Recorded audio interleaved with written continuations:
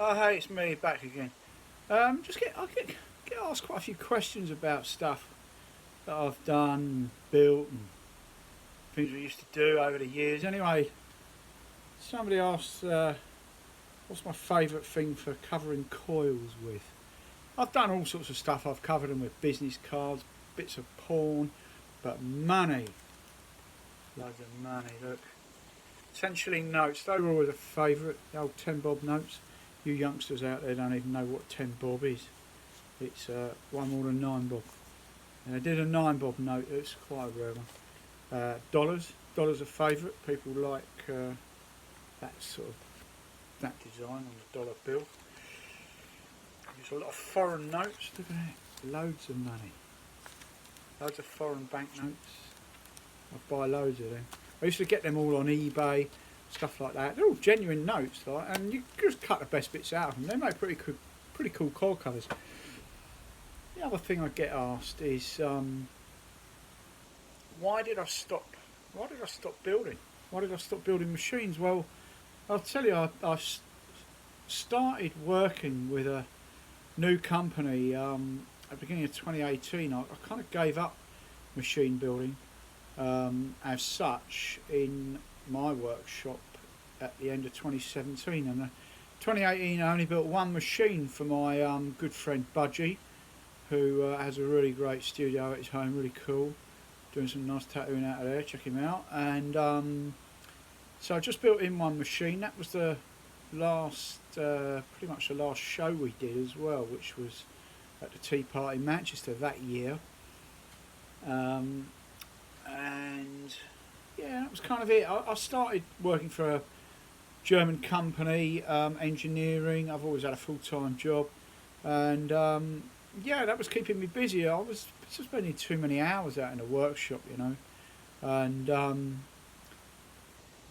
other one I get asked is why did I stop doing shows, you know? And really and truly, that was a part of the reason I've sort of stopped building.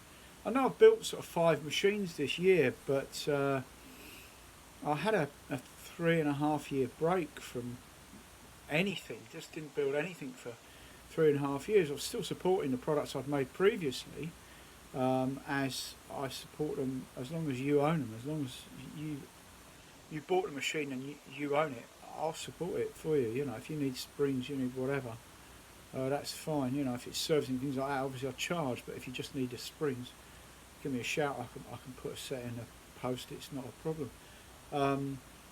But yeah, you know what? We loved doing the shows, more so early on. My wife Gail, she used to come with me and needed her help, to be fair, couldn't do it without her. And we did some great shows over the years. I mean, the really good ones were sort of Portsmouth, the Guildhall one. That was our absolute favourite. We did 7 years on a trot there. I mean, that was just an amazing show. We always said we'd have done that show even if we knew we weren't going to make a penny. We'd have still paid for the booth because such nice people.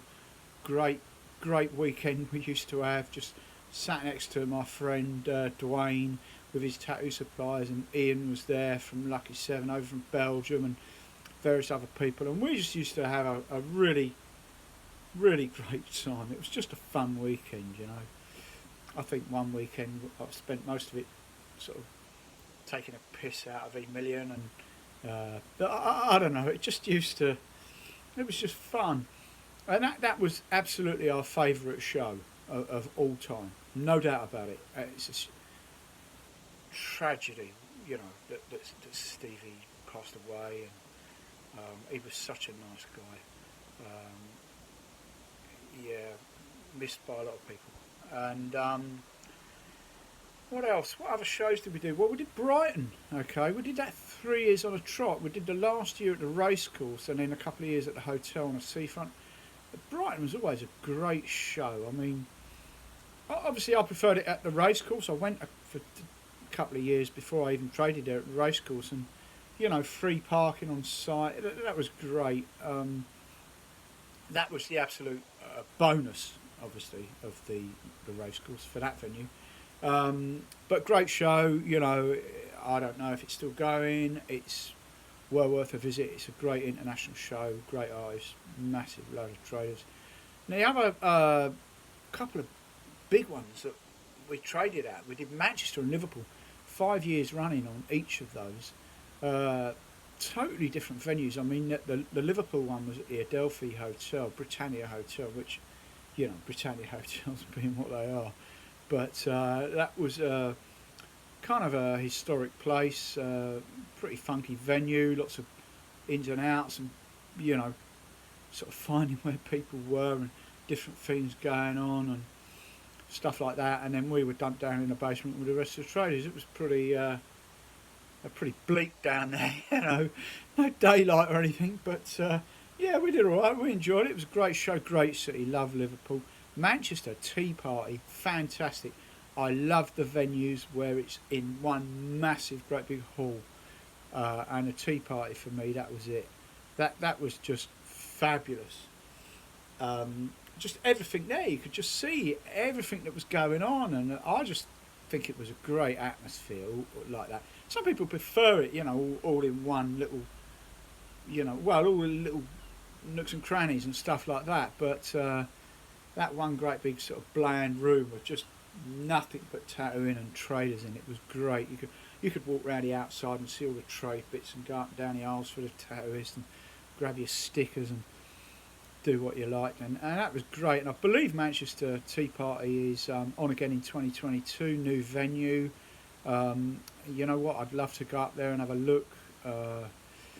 Not trading, obviously, but I wouldn't mind making a journey up there to visit. It's well worth it. Highly recommend that one. Highly recommend Liverpool as well, to be honest with you, because Liverpool's a fantastic city. I believe there's 2 shows on there actually in 2022. So check those out. If you can't make one, try and make the other one. Yeah, they're great. We did a show in Scarborough a couple of years running. Same people that ran the Tea Party. It was well organised, much smaller show, Scarborough. Yeah, that was quite funny. That was actually quite funny one year when one of the judges won an award. We were booing, and I mean, it's a good job we didn't have any rotten fruit, but, you know, we'd have just been throwing it up there. But no, listen, Scarborough's there was nothing untoward going on. It was just funny, you know. It was just funny that a judge won an award. He didn't vote for himself or anything like that. Nothing dodgy going on. Yeah, that's a cool little show. It's a cool little local show. Maidstone.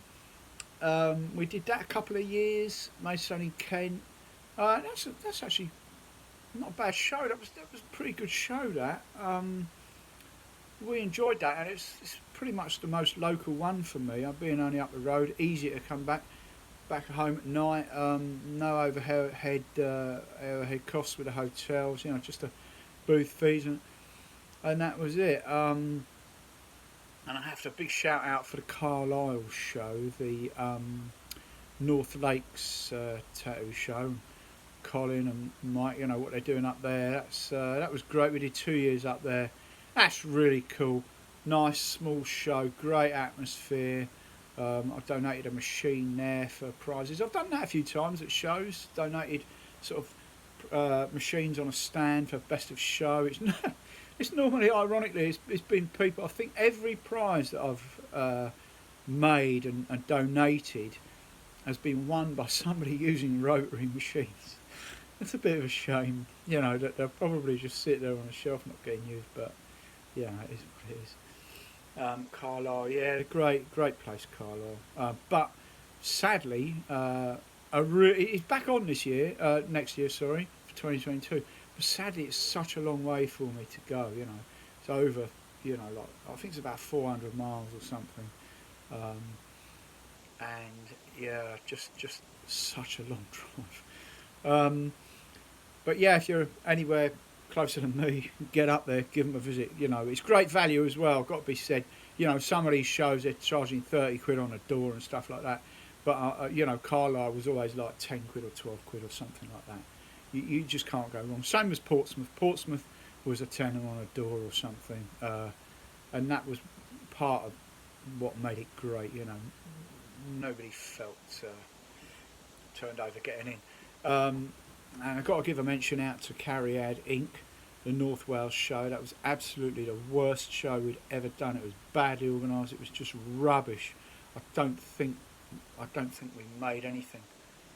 I think I might have sold one machine that paid for the hotel or something like that. I even donated a machine as a prize and never even got a mention out of it.